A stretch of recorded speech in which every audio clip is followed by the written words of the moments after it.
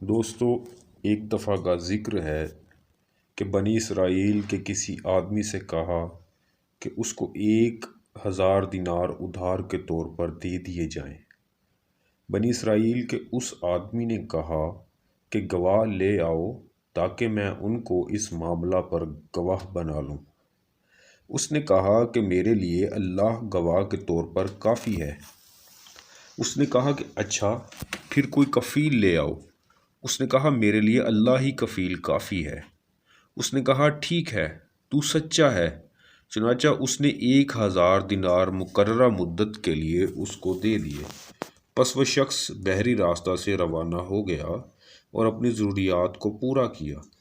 پھر اس نے سواری کے لیے کوئی کشتی وغیرہ تلاش کی کہ تاکہ مقررہ مدت کے اندر اس کے پاس واپس پہنچ سکے، لیکن اس کو کوئی کشتی نہ ملی۔ چنانچہ اس نے ایک لکڑی لے کر اس کو چھیلا اور اس کے اندر 1000 دینار رکھ دیے اور رکا بھی اس صاحب کے نام رکھ دیا اور اس جگہ کو برابر کر کے مضبوطی سے بند کر دیا۔ پھر دریا کے کنارے آ کر یہ دعا کی کہ اے اللہ، تو جانتا ہے کہ میں نے فلاں شخص سے 1000 دینار بطور ادھار مانگے تھے۔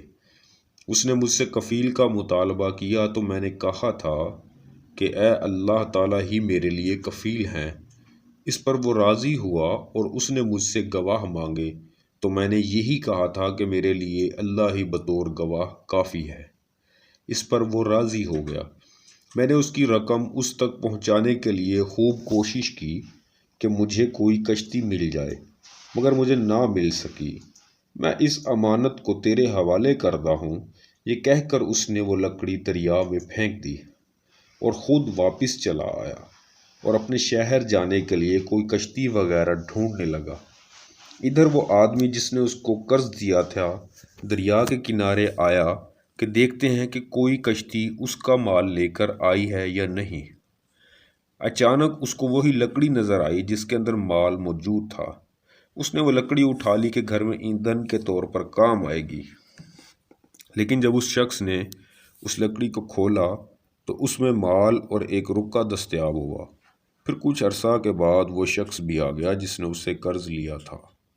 اس نے آ کر 1000 دینار پیش کیے اور کہا خدا جانتا ہے کہ میں کشتی کی تلاش میں برابر کوشش کرتا رہا کہ تیرا مال تجھے دے سکوں، لیکن اس کشتی سے پہلے اور کوئی کشتی مجھے نہ مل سکی جس پر سوار ہو کر حاضر ہو سکتا۔ اس نے کہا تو نے میری طرف کوئی چیز بھیجی تھی؟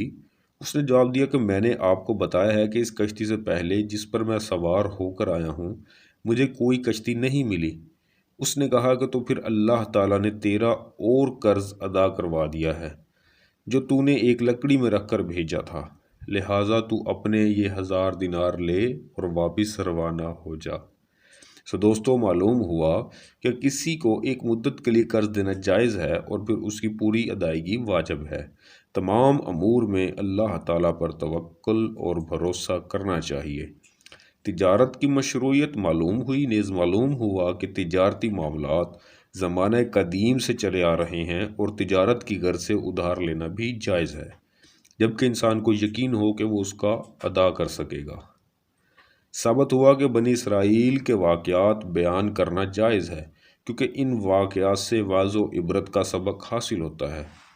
سمندر اور دریا میں تجارت کرنا اور بحری سفر کرنا جائز ہے۔